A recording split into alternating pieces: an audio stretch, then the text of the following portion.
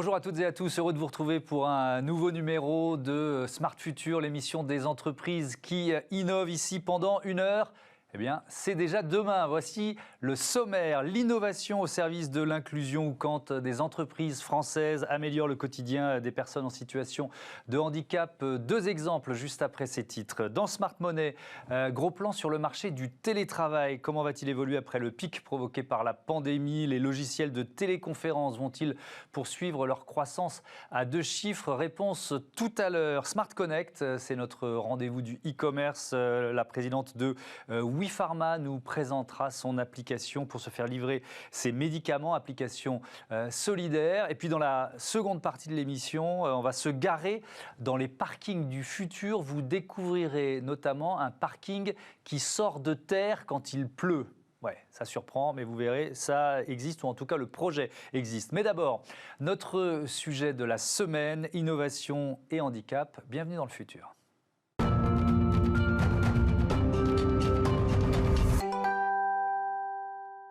12 millions de Français voient leur mobilité, leur sens ou leur comportement touchés par un handicap et la technologie leur offre de plus en plus de solutions. C'est ce que l'on découvre tout de suite avec mes invités. Maxime Loubard, bonjour. Vous êtes le président de When Your Eyes Speak et Sébastien Lorca, bonjour. Bonjour. Bienvenue à vous aussi, dirigeant associé chez Azure Tech Concept. Vous allez d'abord nous présenter l'un et l'autre vos produits et ce qu'ils changent pour leurs utilisateurs. Maxime Loubard, vous faites donc parler nos yeux. Expliquez-nous, comment ça? Humblement, on essaye. Oui. Donc, lorsqu'une personne est totalement paralysée, qu'elle ne peut plus communiquer, qu'elle est atteinte par une maladie neurodégénérative et qu'elle n'a plus que les yeux qui bougent, eh bien, cette personne-là ne peut plus véritablement communiquer. Il y a beaucoup de choses qui passent par les yeux, évidemment, lorsqu'on connaît la personne, mais c'est toujours compliqué. C'est ce qu'on appelle notamment le locked-in syndrome. Par exemple, c'est l'une de ces maladies. La maladie de Charcot, également connue, Stephen Hawking, le fameux physicien, en était atteint. Ouais. Et donc, on développe une paire de lunettes connectées qui va être capable de détecter les clignements volontaires des yeux.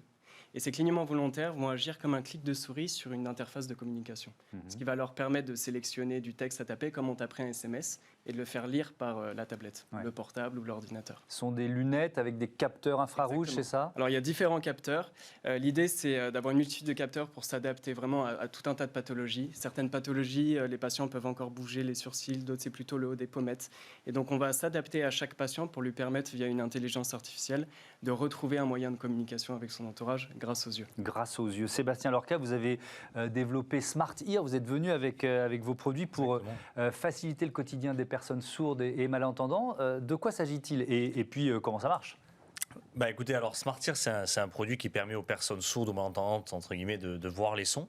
L'objectif, c'est que ce boîtier qui est muni d'un micro va écouter en temps réel tout ce qui se passe dans l'habitat ou sur le lieu de travail de la personne sourde. Et en fonction de ce qu'il va reconnaître, il va flasher d'une certaine couleur. Par exemple, si l'alarme incendie se déclenche, ça va flasher en rouge. Si le bébé pleure en violet, quelqu'un sonne à la porte en bleu, etc. etc. Et suite aux différentes évolutions, on a également adapté cette technologie sur les téléphones. Aujourd'hui, on est capable de reconnaître les sons via notre smartphone sur Android et iOS, et qui permet également aux personnes sourdes d'utiliser leur téléphone en guise d'oreille pour chez elles, afin d'être prévenues des différentes alertes. Alors pendant que vous nous expliquez, on voit des images de démonstration. Combien de sons différents peuvent être reconnus par ces boîtiers, par Smart Ear? On est à peu près sur une trentaine de sons, mais globalement, on peut adapter en fonction des besoins de la personne. On utilise surtout des sons du quotidien tels que la porte d'entrée, l'alarme incendie, le bip du four et également tout type de bruit qu'on peut avoir chez soi. Mais l'objectif, c'est vraiment d'aider à la personne pour qu'elle se sente le mieux chez elle et qu'elle soit dans le plus grand des conforts. Alors je voudrais qu'on comprenne avec l'un et l'autre l'importance de la technologie et de l'innovation dans vos solutions. Maxime, l'intelligence artificielle, vous en avez parlé, elle joue quel rôle? Ouais, c'est un outil. Il y a beaucoup aujourd'hui je crois, de lubies autour de ça, parce que c'est mystique. Très peu de gens comprennent encore tout à fait ce qu'on peut en faire. Mais en réalité, il faut l'avoir comme un outil. C'est un moyen technologique qui doit être un levier d'inclusion. Surtout pour nous qui sommes dans le handicap. C'est clairement, à mon avis, la manière dont on le voit tous. Mais ça veut dire, parce que quand on parle d'intelligence artificielle, effectivement, on peut beaucoup fantasmer autour de ça. Comment elle interagit avec vos lunettes infrarouges? Elle va apprendre, en fait. Elle va apprendre des habitudes. Quand une personne commence à mettre les lunettes Wise, on a à peu près une dizaine de minutes pendant lesquelles la personne apprend à utiliser ses lunettes. Et l'intelligence artificielle, elle commence tout de suite à apprendre des habitudes du patient. C'est-à-dire elle commence à détecter véritablement le clignement qui va être le plus efficace. Et au fur et à mesure du temps, lorsque la personne va parler, un peu comme les SMS avec le langage T9, elle va apprendre de l'utilisateur et donc elle va proposer du contenu dès les débuts des phrases qui vont être constituées, ce qui va lui permettre d'aller encore plus vite dans sa communication. Et au quotidien, on va être capable d'avoir comme des profils qui vont se générer. Donc ça, c'est le but long terme qu'on est en train de développer. Alors, comment votre boîtier reconnaît-il les sons? Quelle est la part de technologie dans cet outil? Exactement pareil que mon collègue. Ça fonctionne sous l'intelligence artificielle qui permet justement, en fait, qui apprend toute une base de données de sons et qui, en fonction d'un son entendu, va le reconnaître. Par exemple, l'alarme incendie, le bip du four, etc. Donc, on a vraiment mis à disposition ces technos pour pouvoir améliorer au mieux le quotidien des personnes. Et je pense que c'est vraiment dans l'avenir ce qui va permettre d'améliorer le quotidien et l'accessibilité pour beaucoup de personnes en situation de handicap. Ouais, vous avez devant vous deux boîtiers. Vous pouvez les montrer, les lever un peu, parce qu'ils ont deux tailles différentes. Est-ce qu'ils ont les mêmes propriétés ou pas? Alors, celui-là, c'est un peu le mastermind qu'on met chez soi qui écoute les sons. Ouais. Et celui-ci, c'est le boîtier qui fait guise de relais, qui permet en fait à la personne sourde directement d'être prévenue si une alerte Lui, on le met dans la pièce à vivre, salle à manger. Si elle est dans la cuisine, elle sera quand même prévenue si l'alerte a été entendue. Okay. L'objectif, c'est vraiment qu'elle soit prévenue, quel que soit l'endroit où elle se trouve. Et le téléphone également, via une application smartphone qu'on a développée, connectée en Bluetooth sur le petit boîtier, relaie également le signal sur le boîtier afin de prévenir d'une couleur l'alerte entendue. Alors, on parle d'un marché aussi. Je disais en ouverture, 12 millions de Français qui sont d'une façon ou d'une autre concernés, touchés par un handicap. Au niveau mondial, le marché des sourds et malentendants, parce qu'on peut dire les choses, c'est aussi un marché. Ça représente combien de millions ou de centaines de millions de personnes? C'est des centaines de millions. On évalue même à presque un demi-milliard de personnes dans le monde atteintes de surdité. Il faut savoir qu'en France, déjà, c'est entre 6 à 8% de notre population atteinte de déficience auditive. Donc ça va de malentendants à appareillés à vraiment sourds profonds, sourds de naissance. Nous, on a vraiment adapté la solution SmartEar et c'est important parce qu'il y a vraiment les personnes sourdes qui apprennent la langue des signes, qui sont vraiment une communauté à part qui, avant d'apprendre la langue française, apprend la langue des signes. Donc on a dû adapter notre communication avec ce marché. C'est pour ça qu'on fonctionne sous forme de couleurs et de pictogrammes. Et également les personnes aussi âgées qu'on équipe pour pouvoir faire gagner d'autonomie chez elles. Mais ça représente un fort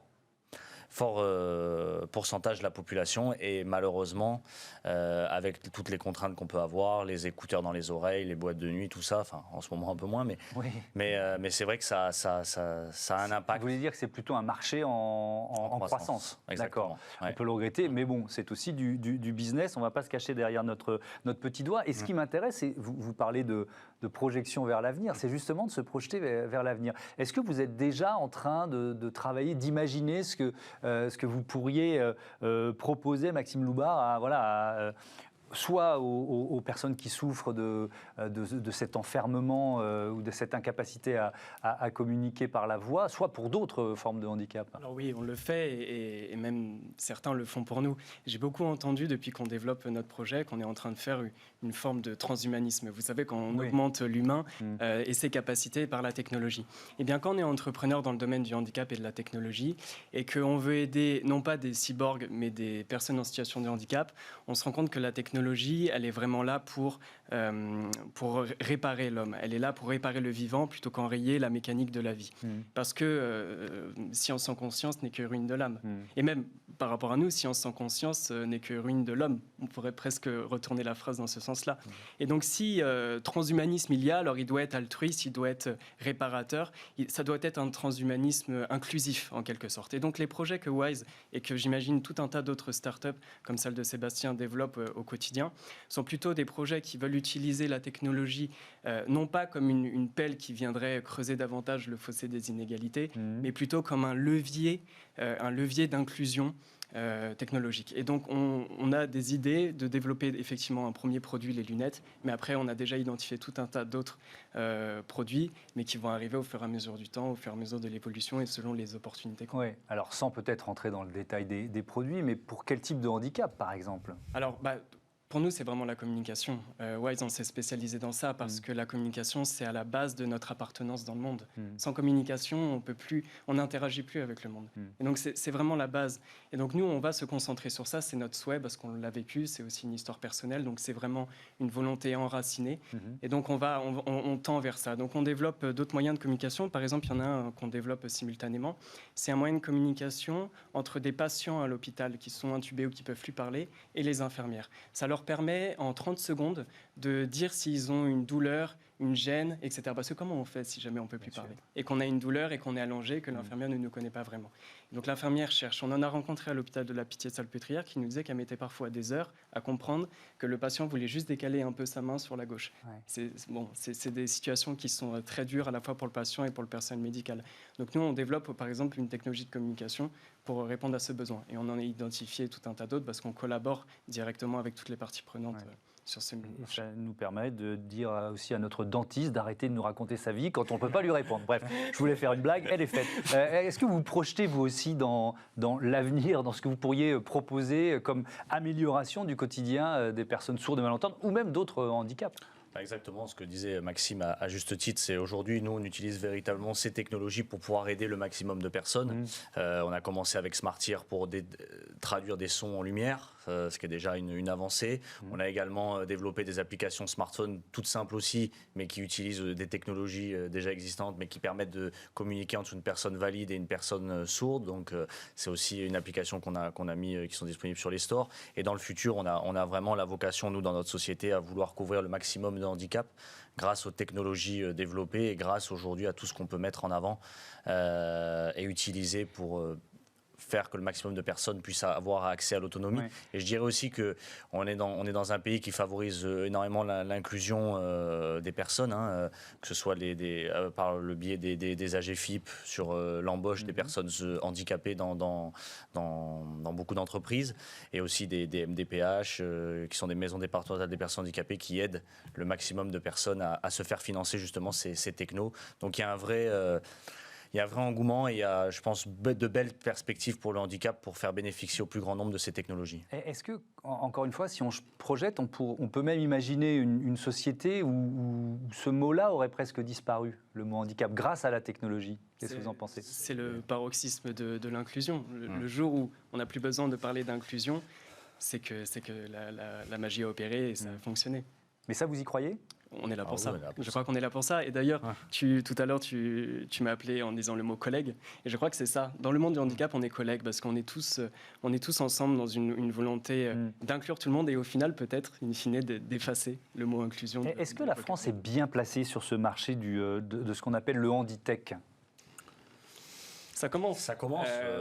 Elle est sensible. Rien qu'à voir au CES Las Vegas qu'on a pu faire deux fois, il y a d'énormément de technologies aujourd'hui sont tournées vers le handicap et l'inclusion. De plus en plus, les technologies, même sur les smartphones, essayent d'apporter une accessibilité à leur manière, mais c'est quand même, on voit qu'il y a un vrai engouement par rapport à ça.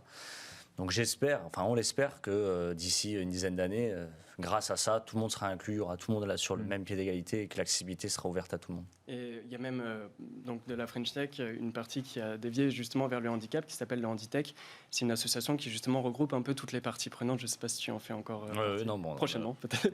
Et donc c'est une association qui justement met en avant et essaye de créer des synergies entre les organismes étatiques, entre les associations, entre les patients, entre les hôpitaux, etc.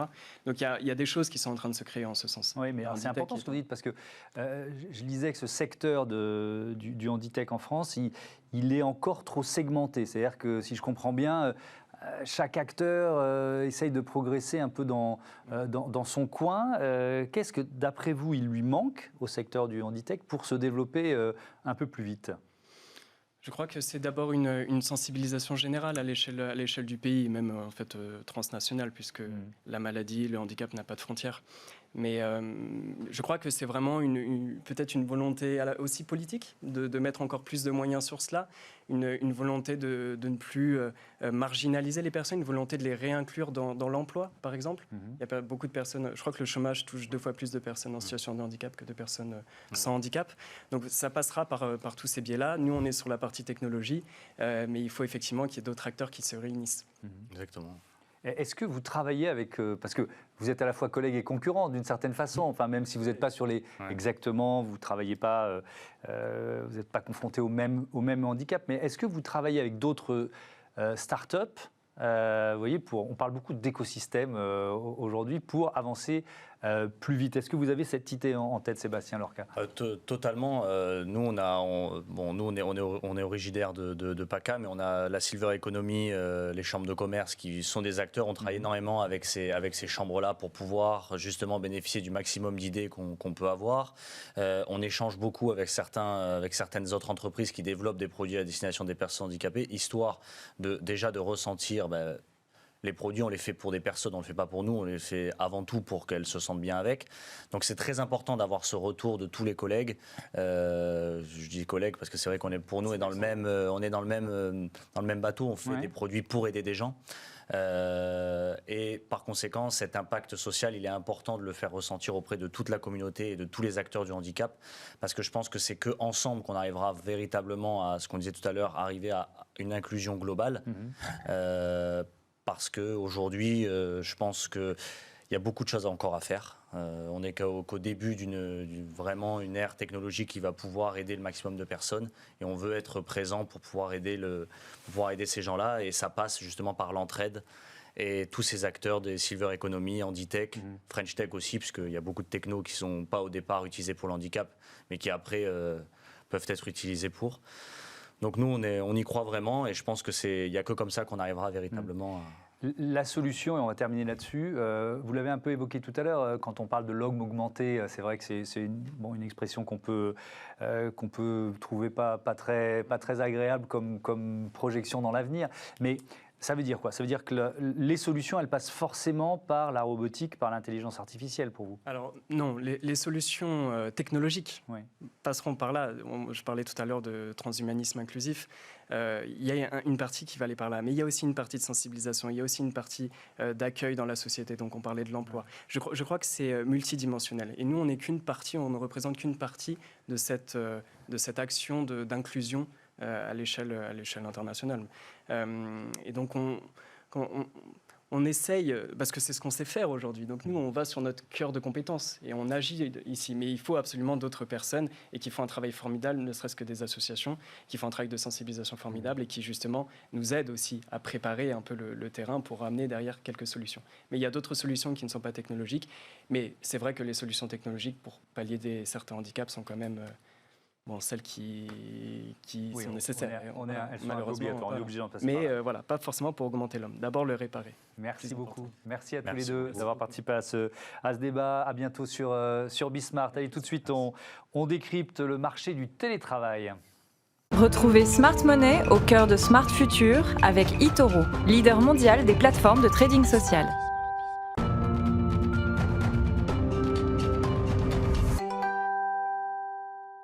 Smart Money, c'est notre chronique sur les placements d'avenir et les monnaies de moyens de paiement du futur. On retrouve cette semaine Antoine Fraissoulier. Bonjour Antoine. Bonjour. Bienvenue, heureux de vous retrouver, responsable de l'analyse de marché chez eToro. Faut-il investir dans le secteur du télétravail? Vous allez répondre à cette question. Mais d'abord, il faut rappeler l'impact de la crise Covid sur le télétravail, évidemment. Oui, évidemment. Alors, c'est vrai que le télétravail, c'est une notion qui est apparue dans les années 70.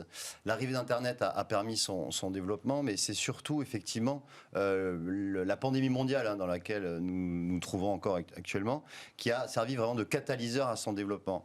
Au pic de la crise, en avril 2020, on a eu jusqu'à 4,6 milliards de personnes qui ont été confinées au même moment.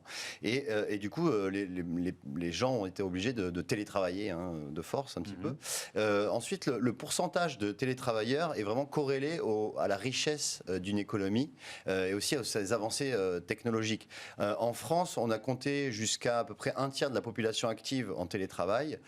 C'est assez significatif. Puis quand on compare avec les pays du Nord, d'Europe du Nord, on peut trouver jusqu'à 50-60% en Suède et aux Pays-Bas. Suède, Pays-Bas, Danemark, effectivement, où on est au-delà du niveau français. Ouais. C'est quoi le marché? Quel est l'état du marché, les grands acteurs? Alors, les acteurs du marché du télétravail, c'est essentiellement des sociétés technologiques, bien sûr. Alors, on va trouver donc le cloud, bien sûr, la technologie du cloud qui, grâce à cette technologie, les données sont stockées, donc sur le cloud et non pas sur un serveur local ou sur un disque dur. On va trouver des sociétés comme donc les leaders du marché, c'est Amazon et Microsoft, voilà, pour faire simple.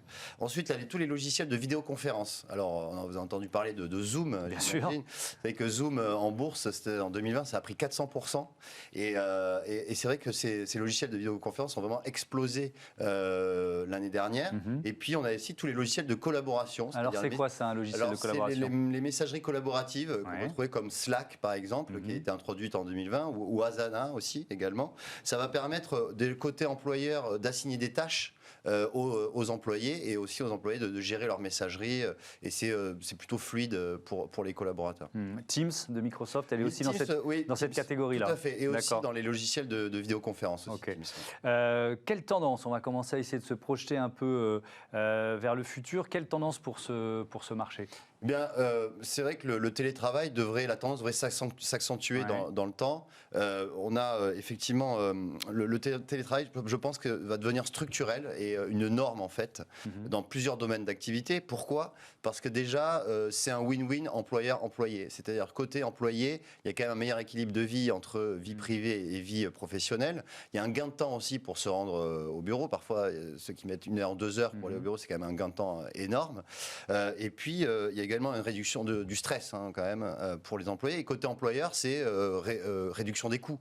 C'est qu'aujourd'hui, l'immobilier de bureau, c'est 20 à 25% des dépenses d'une société.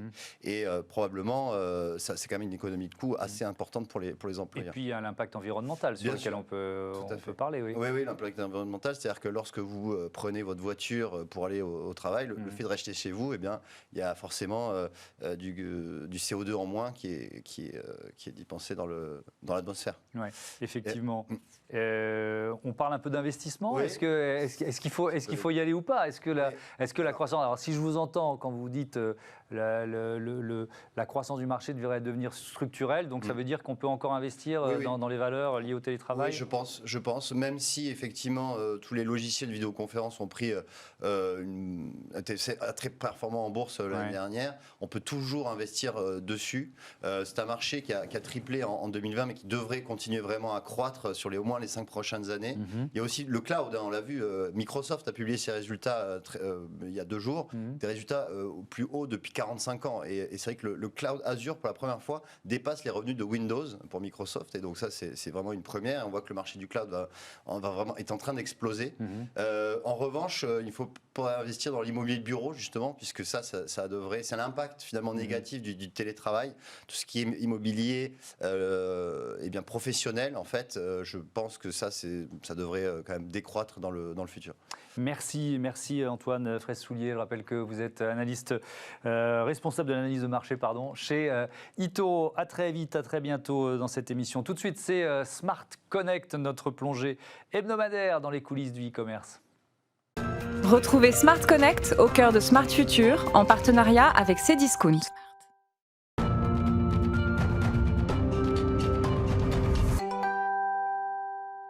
Smart Connect, notre rendez-vous du e-commerce. J'accueille la présidente de WePharma, Annabelle Champagne. Bonjour. Enchantée. Bienvenue. Bonjour. Heureux de vous accueillir. Présentez-nous cette application solidaire pour se faire livrer ses médicaments. Comment ça marche? Alors, WePharma, c'est un outil d'utilité publique. On est une application mobile d'envoi d'ordonnance sécurisée. C'est du comptoir online de sa pharmacie pour prendre en photo l'ordonnance, choisir sa pharmacie, faire préparer sa commande.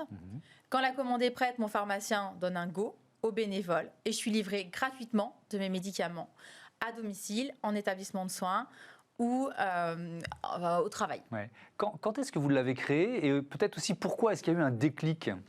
Alors, le déclic, donc, il n'est pas lié au Covid, mais en ce moment, c'est vrai qu'on est en plein boom d'activité Oui, j'imagine, oui. avec les confinements. En fait, on a monté WePharma en fin 2016 parce que le premier constat que j'avais quand j'étais... Donc, je suis pharmacien d'officine et je travaille au comptoir. Et il y avait beaucoup de patients qui voulaient être livrés, qui n'étaient pas forcément âgés, mais qui pouvaient être actifs en chimiothérapie, quand on rentre d'une chirurgie ambulatoire. Et si je suis bloquée au travail, mais que j'ai une grosse réunion, mais que j'ai mal au ventre, eh ben, je suis bien contente si mon pharmacien peut me livrer mes médicaments. Et aujourd'hui, de ce constat-là, les pharmaciens, aujourd'hui, on est beaucoup dans la prévention, le suivi, l'observance, les conseils, on va dire, qui sont vraiment liés aux médicaments et à votre pathologie. Donc ça, c'est ce qu'on a sur l'application de manière confidentielle, même limite plus sympa qu'au comptoir parce que c'est plus simple de communiquer avec son pharmacien par message qu'avec la queue derrière. Il n'y a pas la personne derrière qui écoute ce que vous allez commander, ce que vous allez demander. Hein. Même le mètre de distance n'empêche pas les sons de bouger. Donc c'est plus facile de communiquer sur les petits problèmes intimes, désagréments, les petits baux du quotidien sur l'application, mais par contre, de manière totalement indépendante, la livraison est faite, puisque le pharmacien n'est pas logisticien. Et ça, c'est la partie des gros acteurs, et dont WePharma. D'accord.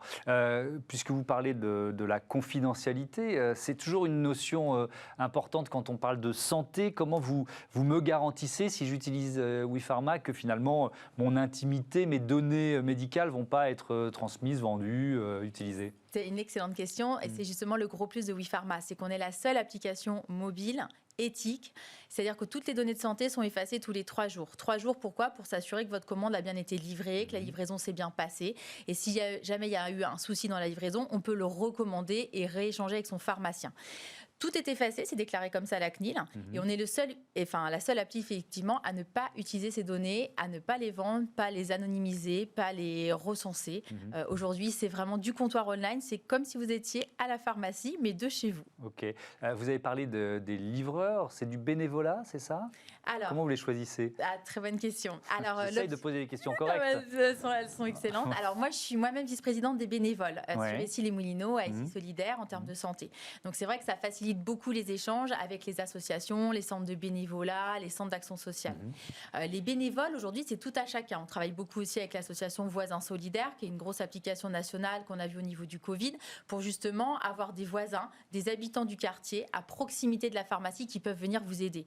Moi, par exemple, si je travaille sur Issy-les-Moulineaux, je peux venir livrer à proximité d'une pharmacie d'autres personnes. Si je suis habitante, si je suis gardien, femme de ménage, auxiliaire de vie, aujourd'hui, je peux venir soit envoyer l'ordonnance d'un patient que je viens aider à domicile avec l'application, soit j'effectue une livraison. Le tout, c'est la proximité entre la pharmacie et le livraison. Donc aujourd'hui, les bénévoles, c'est confiance, proximité, on se connaît. Si on ne se connaît pas, on appelle l'association pour vérifier que c'est bien un bénévole de l'association. Si c'est hors association, on vérifie avec la pharmacie qu'on le connaît. Voilà, c'est vraiment de la proximité. Mais vous êtes en mode associatif ou en mode entreprise, ou un peu entre les deux ? Alors, exactement. Alors, on est outil d'utilité publique parce qu'on sert gratuitement à tous nos utilisateurs, bénévoles, associations, patients, aidants. Voilà. L'objectif, c'est vraiment d'être gratuit. Par contre, on est rémunéré par les pharmaciens pour l'application pour faire justement la non-utilisation des données de santé. En fait, ce qui justifie qu'on n'utilise pas les données de santé, c'est parce que l'argent vient d'un abonnement auprès des pharmaciens et non de la revente de données. Donc il y a quand même un modèle économique, c'est une entreprise qui a l'ambition de se développer. Qui veut être pérenne, qui veut développer en fait tous les outils digitaux auprès des pharmaciens, téléconsultation, suivi, observance, prévention, revaloriser le pharmacien en tant que premier acteur de santé. Finalement, je vais le voir plus facilement, il est plus proche de chez moi, poser ma question ou les petits bobos, il y a la bobologie, il y a est-ce que je vais voir le pharmacien ou pas, est-ce que je vais voir le médecin ou pas. Ça, c'est le rôle du pharmacien. Aujourd'hui, on a trop tendance à aller voir le médecin trop facilement, mais le pharmacien, il est là aussi. Et on peut lui commander et lui parler facilement sur l'application. Et l'objectif du système capitaliste, c'est d'être périn, non lié à des subventions ou sur des one-shots ou sur des systèmes qui vont durer 1 an ou 2 ans parce que justement, il n'y a pas ce système monétaire en fait récurrent qui va nous permettre de nous développer. Aujourd'hui, l'application a la vocation à être soutenue par des partenaires des pharmacies puisque les pharmaciens paient rarement pour leurs services et c'est eux qui prennent en charge WePharma. Et ben voilà, on a tout compris. Merci Annabelle Champagne. Bon vent à WePharma. C'est l'heure de la pub sur Bismart. Courte pause, j'ai juste le temps d'aller garer ma voiture dans un parking du futur, vous allez voir.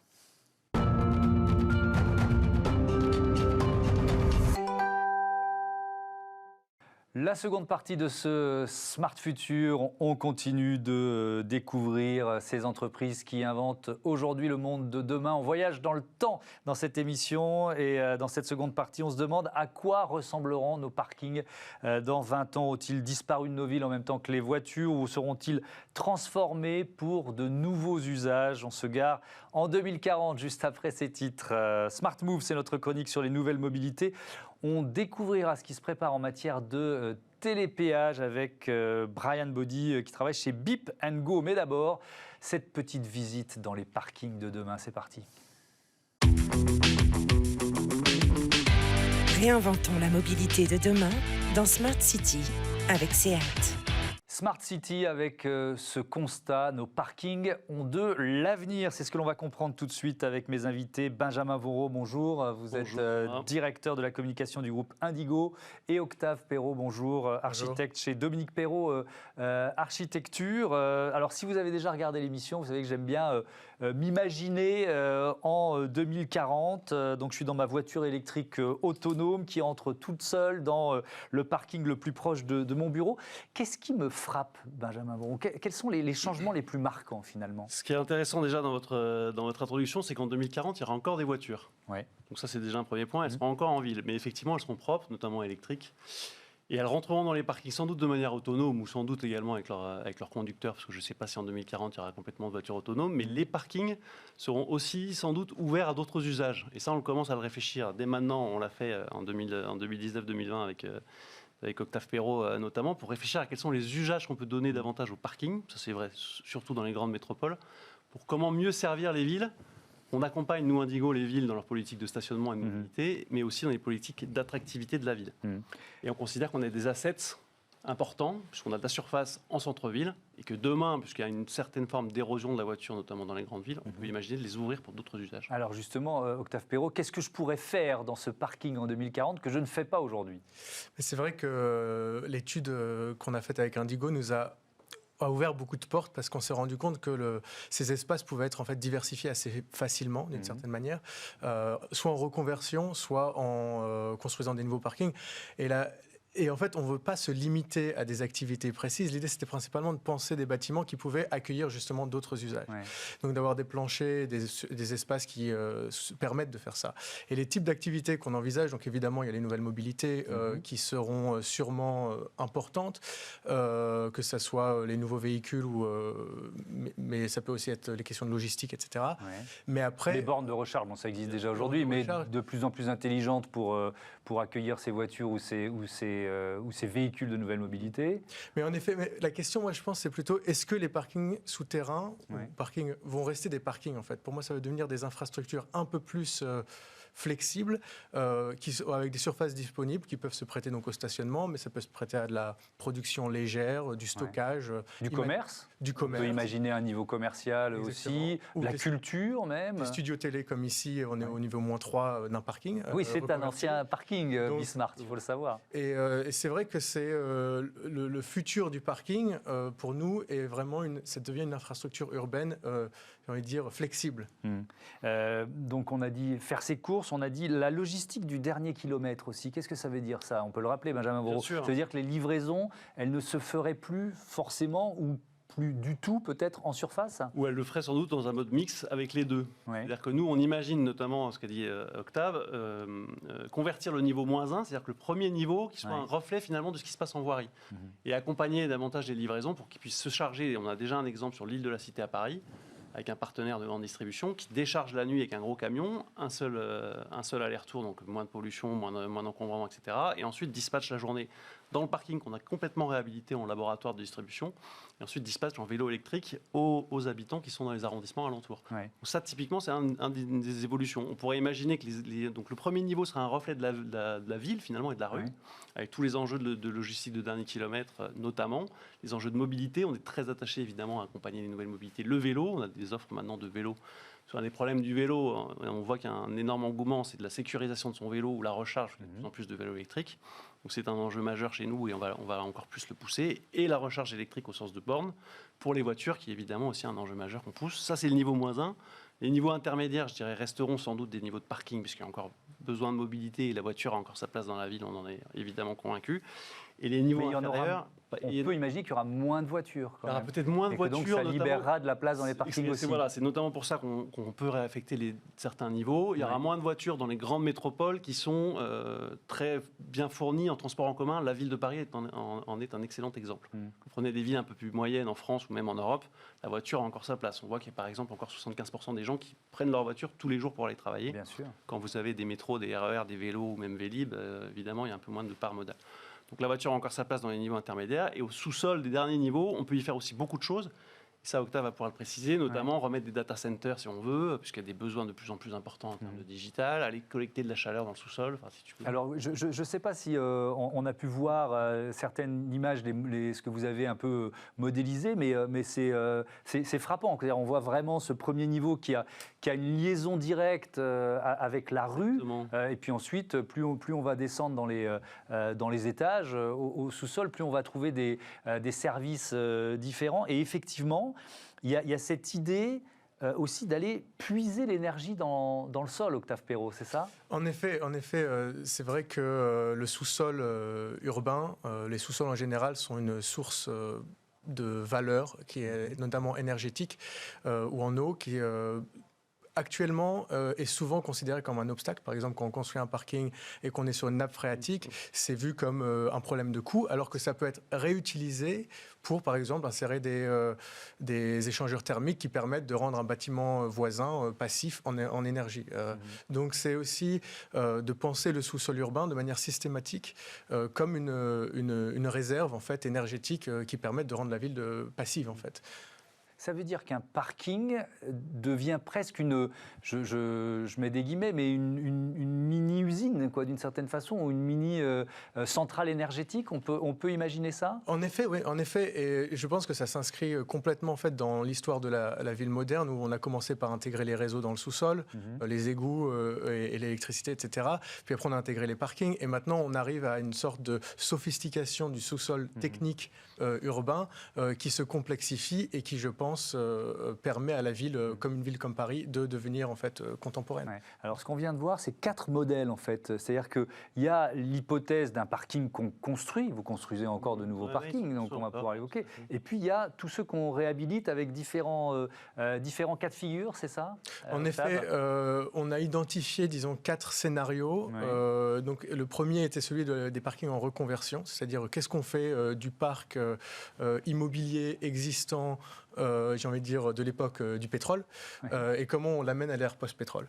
Après, les 3 autres, c'était sur plutôt des propositions de comment ce type de parking s'intégrerait donc sous une place, sous une avenue, peut être déroulé sous une avenue, ce qui est quelque chose qui existe déjà, mais qui est développé d'une autre manière. Et après, comment le sol urbain s'épaissit de manière, j'ai envie de dire, omniprésente, même sous les bâtiments, et ce qui permet de densifier la ville, de rajouter ces infrastructures de manière locale et avec de la proximité. Ouais. Il y a un terme que vous employez, c'est rue épaisse, ou je ne sais pas exactement ça. Rue épaisse, le concept ça veut dire de la quoi, ça ? voirie élargie, c'est-à-dire qu'on duplique finalement la voirie. Ouais. L'enjeu de demain des villes, c'est sans doute de libérer davantage d'espace, puisque les voitures sont en stationnement aujourd'hui.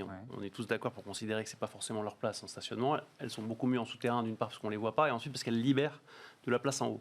D'où l'enjeu des parkings souterrains, et ensuite rejouer sur cette espèce, sur ce miroir entre le niveau -1 et la rue pour libérer les espaces. Et nous, demain, notre action chez Indigo, c'est aussi d'accompagner les villes pour jouer sur ces 2 tableaux, les accompagner dans la libéralisation des espaces en voirie pour les nouvelles mobilités, pour des terrasses de café, pour de la livraison, et d'assurer les fonctions un peu logistiques au premier niveau. Et je crois qu'on le voit aussi sur les images, c'est ce parking, il se reconnecte aussi, il peut se reconnecter en tout cas aux immeubles qui l'entourent. Exactement. Et donc créer de la mobilité, de la fluidité, c'est ça ? On a souvent tendance à penser, et c'est un peu comme ça qu'ils ont été construits, que les parkings sont des boîtes fermées. Nous, notre enjeu, c'est de les ouvrir sur leurs 4 dimensions. Sur le haut, on en a parlé avec le niveau -1 notamment, et la connexion directe avec la rue. Sur les côtés, notamment sur les réseaux de transport en commun, par exemple le métro, on en a certains à Paris qui sont déjà connectés avec le métro ou d'autres, des galeries marchandes, voire des immeubles, notamment pour des sujets aussi de géothermie, de réutilisation du chaud ou du froid. Et vers le bas, pareil, pour profiter des ressources du sous-sol. Octave parlait de l'eau. Nous, l'eau, c'est souvent un problème chez nous parce qu'on a des infiltrations dans nos parkings, malgré les constructions modernes. Et l'eau est plutôt un souci parce qu'il faut l'évacuer, il faut faire attention que ça ne s'infiltre pas. Demain, ça pourrait être une solution pour la réinjecter, alimenter des fontaines, etc. Mais alors, on est à quel point de comment je peux dire ça, de projection, de fantasme, d'imagination, puisque là je dis 2040, mais c'est comme ça parce que ça sonne juste, c'est dans 20 ans. Mais vous pensez que c'est réaliste à quelle échéance ça? Je ne sais pas lequel de vous deux veut répondre, peut-être Benjamin d'abord et puis ensuite l'architecte. Très concret, parce qu'il y a une vision d'architecte effectivement qui nous porte peut-être encore au-delà et qui va plus loin. Nous, on a déjà des pilotes, des POC, comme on dit, des pilotes dans un certain nombre de nos parkings qui sont des réponses au parking du futur tel qu'on l'a imaginé avec Octave Ferro. J'ai parlé de logistique du dernier kilomètre. Très clairement, les espaces culturels. On avait monté il y a quelques temps à la Défense un parking qui est devenu une salle de spectacle. Où on faisait des conventions, des concerts, un restaurant, etc. Vous avez évoqué ici, on est dans un ancien parking qui est demain un studio télé. C'est la réalité concrète du parking du futur. Ça, on a une plateforme de logistique à Paris. On est en train d'étudier ce qu'on appelle les dark kitchens. Ce sont les cuisines. Kitchen, ça veut dire quoi ça? Les cuisines fermées, donc c'est la location d'espace disponible pour des restaurateurs. Ils ont juste la cuisine et ensuite ils font que de la livraison. Et ça, c'est typiquement quelque chose qu'on pourrait implanter dans nos parkings. Alors ça se développe beaucoup aux États-Unis, au Canada notamment. Voilà, c'est des boîtes qu'on loue à des restaurateurs, et ensuite ils dispatchent. Et ensuite, tout ce qui accompagne la mobilité électrique, les voitures autonomes qui sont aussi quelque chose. On sait aujourd'hui, faire rentrer une voiture autonome dans notre parking. On l'a testé avec Valeo et Cisco. On laisse la voiture à l'entrée du parking, elle va se garer toute seule, la barrière s'ouvre, elle cherche sa place, elle va se garer. Et quand le propriétaire veut la rappeler, il décroche son smartphone, il l'allume et elle vient la chercher à la sortie du parking. Et elle ressort.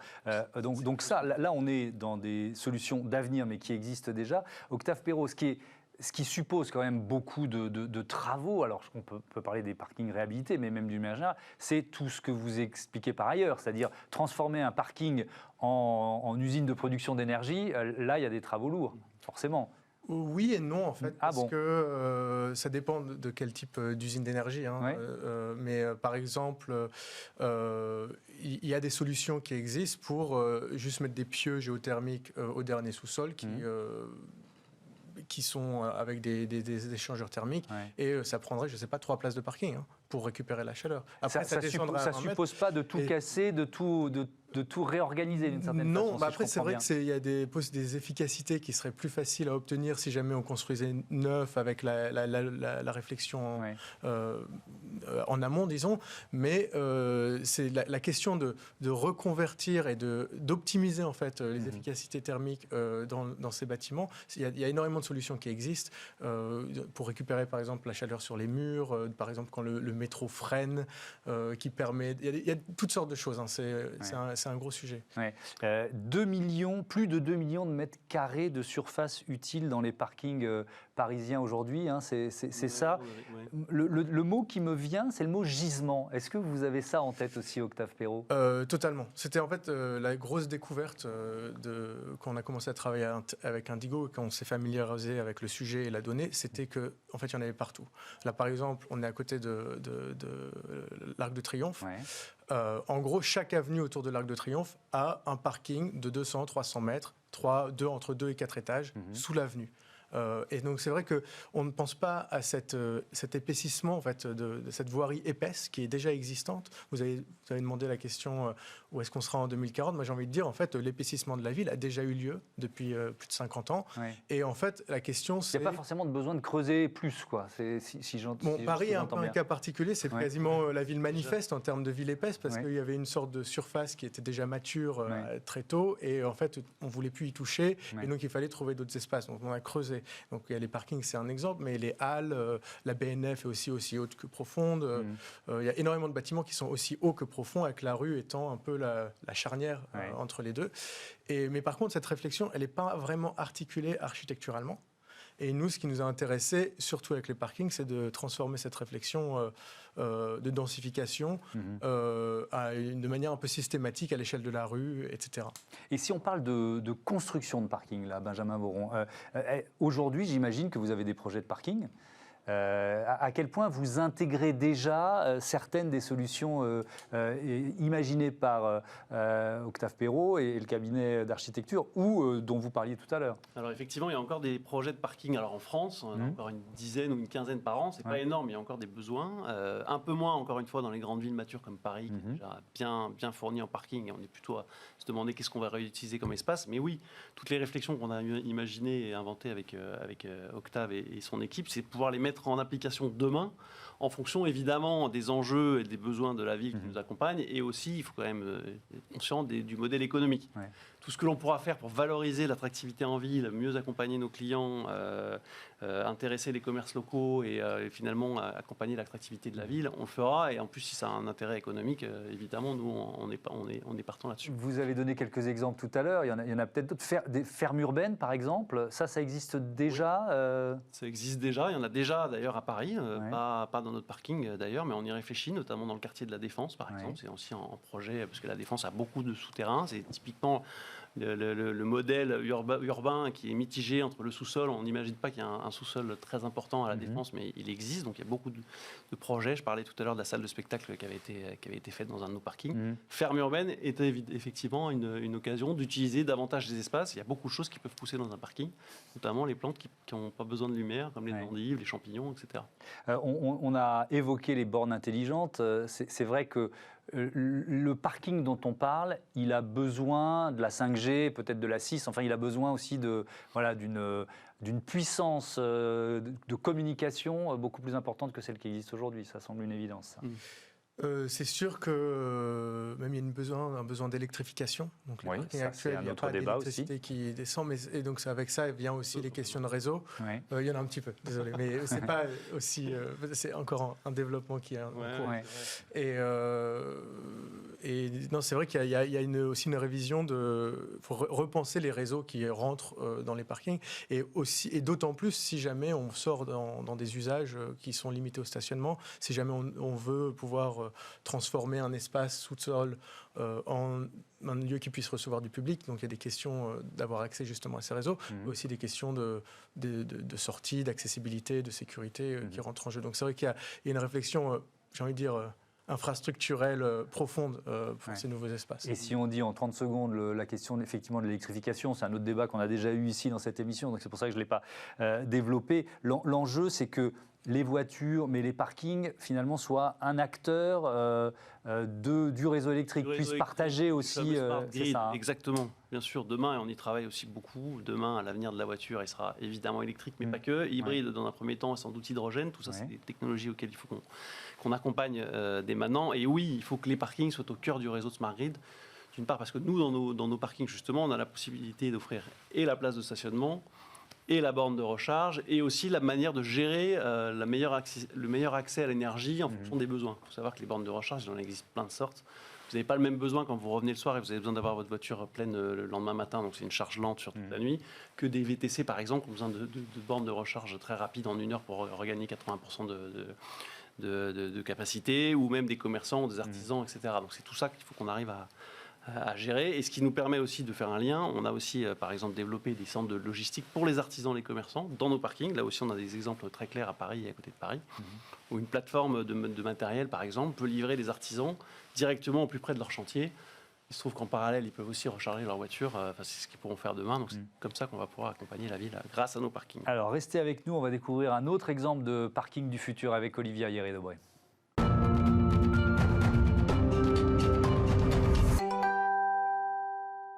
Horizon 2040, c'est le titre de cette chronique avec Olivia Hierret-Dobré. Bonjour Olivia. Bonjour Thomas. Bienvenue. Vous nous présentez le projet Pop-up du cabinet Third Nature. De quoi s'agit-il ? Oui, il y a un concept original de parking qui sort de terre quand il pleut. C'est en fait un parking hybride qui combine des espaces verts, un réservoir d'eau anti-inondation et des places de stationnement. Et oui, qui pensait qu'un parking pouvait en faire autant pour la planète. Alors, à quoi il va ressembler ?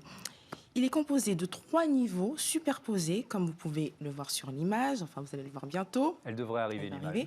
Alors, tout en bas, un grand réservoir d'eau récupère et stocke la pluie. Au-dessus, il y a un parking de 300 places et à son sommet, au niveau du sol, donc un jardin qui ajoute une touche de verdure à la ville. Alors, je vous avais quelque chose. Quand Olivia m'a dit on va parler d'un parking qui sort de terre quand il pleut, j'ai doucement rigolé. Mais bon, comment ça peut fonctionner? Alors, lors d'une journée normale, le réservoir d'eau sous le parking est vide et le dispositif va fonctionner comme un parking souterrain traditionnel. Mais lorsqu'il va pleuvoir, eh bien, le dispositif va fonctionner selon le principe d'Archimède qui dit que tout corps plongé dans un liquide subit une poussée du bas vers le haut. La réserve d'eau souterraine va ainsi faire monter ou descendre le parking, protégeant la zone des inondations. En effet, ce réservoir permettra de stocker jusqu'à 28 000 mètres cubes d'eau. Concrètement, en cas de forte crue, le parking va sortir du sol pour laisser l'eau s'accumuler dans le réservoir en dessous et se transformer donc en parking extérieur. Le jardin au sommet de la structure, tout comme ce parking, resteront, quel que soit le niveau de l'eau, accessibles aux piétons et aux voitures.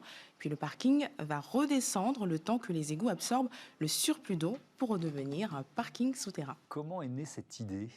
Alors, eh bien, avec le dérèglement climatique, Thomas, partout dans le monde, des grandes villes travaillent sur des projets de cités éponges qui drainent l'eau vers des réservoirs en sous-sol. Mais le problème qui se pose, c'est que ça conduit en général à sacrifier les parkings souterrains. Et c'est la réflexion que se sont faites les architectes de First Nature concernant la ville de Copenhague. Je les cite, ils disent: au lieu de créer un réservoir d'eau de pluie qui sera vide 99% du temps et un parking monofonctionnel trop cher à construire, nous suggérons une solution climatique dynamique et innovante qui répond aux défis de l'adaptation au climat, de la mobilité et du développement urbain. Est-ce qu'on a une idée du calendrier, de l'échéancier? Quand est-ce que ça peut voir le jour? Alors, pour ce projet qui n'est pas né de la dernière pluie, et de la dernière pluie, joli, la face. Joli. Alors, First Nature... Quand on fait une blague, en général, il ne faut pas trop le montrer, Non, mais bon, mais c'est bien. Parce que vous ne réagissiez Oui. pas, donc... Oui, non, mais c'est pour ça, oui. First Nature donc n'a pas communiqué de date, mais plusieurs villes, dont Mexico et New York, ont déjà manifesté leur intérêt et on les comprend bien puisqu'il va libérer le bien le plus précieux pour une grande ville, de l'espace. Merci Olivier. Un tout petit mot de réaction, Benjamin Boron. Je trouve ça excellent. C'est de la dinguerie ou c'est... C'est un peu de la dinguerie, mais en même temps, il en faut de la dinguerie pour qu'on puisse rêver. On a des problématiques d'eau, c'est un sujet dont on a pensé avec Octave Perrault, ces histoires ces phénomènes de ville éponge. Bien sûr qu'il y a des problématiques environnementales. Encore une fois, dans la plupart quand même des grandes villes du monde, les parkings sont construits, mais il y a encore plein de territoires à les découvrir. Je pense notamment à la Chine, dont les problématiques de stationnement de véhicules sont énormes, immenses. Donc ça pourra tout à fait venir voir le jour un jour. En tout cas, bravo, je trouve ça très sympa. Eh ben, merci Bien beaucoup. sûr qu'il faut rêver. Merci aux uns et aux autres. Merci à tous les deux. Merci Olivia d'avoir participé à ce débat. Tout de suite, on remonte dans la voiture, électrique si vous voulez, autonome si vous voulez, direction le télépéage.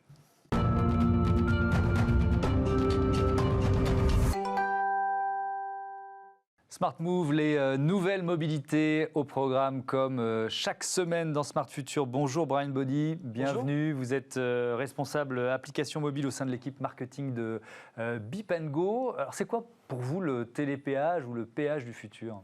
Alors aujourd'hui, Beep & Go est un acteur de la mobilité, donc un acteur du paiement au péage. On commercialise des badges de télépéage que vous connaissez peut-être, des petits équipements qui vous permettent de passer plus facilement au péage dans des voies réservées.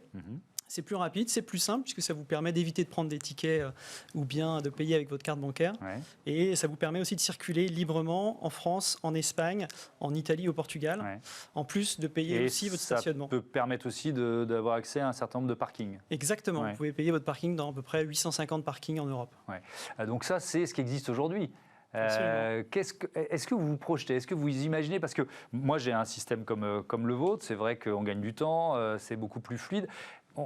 On imagine quoi? Un péage qui serait finalement comme ça pour tout le monde? C'est-à-dire qu'il n'y aurait plus les bonnes vieilles barrières? Alors, il y a différentes choses. Effectivement, le télépéage, c'est vraiment quelque chose qui simplifie la mobilité sur autoroute.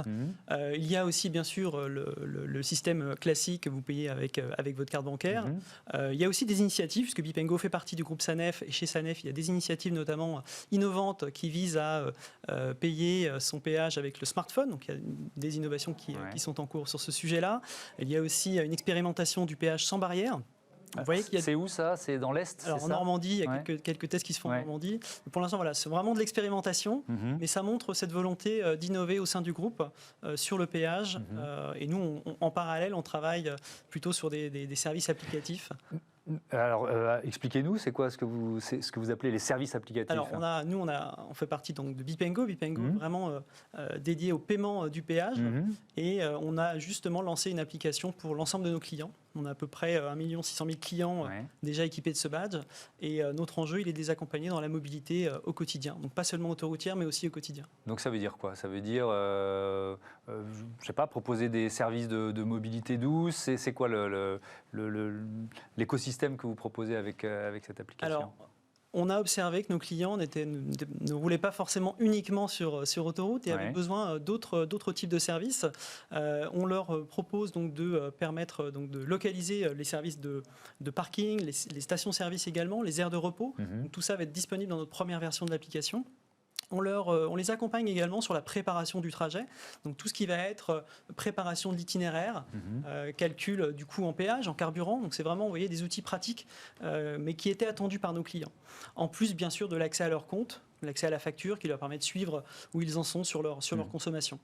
Je reviens au péage sans barrière. Je suis un peu têtu parce que vous disiez que Sanef, effectivement, est en train de tester ce système. Ça fonctionne comment? C'est un portique qui identifie la voiture, sa plaque minéralogique, la taille du véhicule. Comment ça fonctionne? Oui, tout à fait. Sur l'expérimentation qui a été lancée, il y a plusieurs paramètres qui sont pris en compte. Effectivement, la lecture de la plaque d'immatriculation va permettre d'identifier le véhicule et son propriétaire, et puis aussi le gabarit du véhicule, le point d'entrée aussi, le point de sortie. Donc, c'est des éléments qui vont vous permettre aussi derrière de ne pas payer, donc de circuler librement, et derrière de pouvoir ensuite vous connecter pour... Enfin, de ne pas payer au moment où on passe, mais en revanche, on continuera de payer ultérieurement. Le parking gratuit, c'est pas l'avenir. Non. Le péage gratuit, c'est pas l'avenir. Non, bien sûr. On a bien compris. Ça change quoi la 5G pour un service comme le vôtre?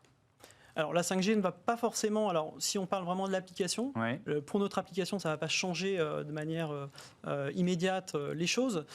Simplement la 5G a de cela de permettre plus de connectivité, et notamment dans les véhicules. Donc pour l'instant nous on n'est pas immédiatement concernés, mais si on se projette à quelques années, on sait que la 5G va permettre beaucoup plus de facilité, notamment dans l'interconnexion entre le véhicule, son propriétaire, la route, son environnement également.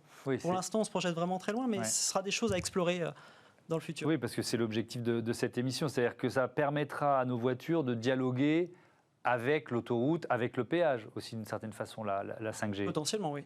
C'est ça l'idée. On parlait à l'instant des parkings de demain. Donc le pass, il permet d'accéder au parking. Ça veut dire quoi? Ça veut dire qu'on rentre plus vite, on accède plus facilement, on a un abonnement plus intéressant. C'est quoi la logique? Alors, en fait, à partir du moment où vous êtes un client avec le badge télépéage, vous allez pouvoir accéder à ces 850 parkings en Europe. L'entrée, elle se fait avec le ticket. Vous prenez un ticket et vous ressortez librement, facilement, je dirais, puisque vous n'avez pas de carte de paiement à insérer. Ça va simplement être la lecture du badge qui va vous permettre de sortir du parking. Est-ce que vous diriez que la France est plutôt en retard par rapport à d'autres pays dans tout ce qui est télépéage et parking ou péage sans barrière? Non, je ne pense pas. Nous, en revanche, on est vraiment à l'écoute de nos clients et on essaye de comprendre vraiment leurs attentes, notamment sur le stationnement. On a, pour le lancement de notre application, on a vraiment écouter nos clients en région également. Et on s'est aperçu qu'une des demandes qui était très forte, c'était vraiment la recherche de stationnement. La recherche de stationnement, c'est une problématique qu'on a voulu adresser dans notre application. Dans un premier lieu, en leur permettant de trouver facilement un parking compatible télépéage. Et puis, dans un deuxième temps, et ça va être aussi tout ce qu'on va projeter cette année, de leur permettre de payer du stationnement depuis l'application. Et ben voilà, merci beaucoup, merci Brian Body, à bientôt. Merci beaucoup. Sur Bismart. Voilà, c'est la fin de notre voyage dans le futur. Merci à Olivia, Yeré Dobré, à toutes les équipes techniques de Bismart. Je vous donne rendez-vous le week-end prochain. Et puis dès lundi pour Smart Impact, l'émission de la transition écologique. Bonne fin de journée. Vous pouvez revenir en janvier 2021.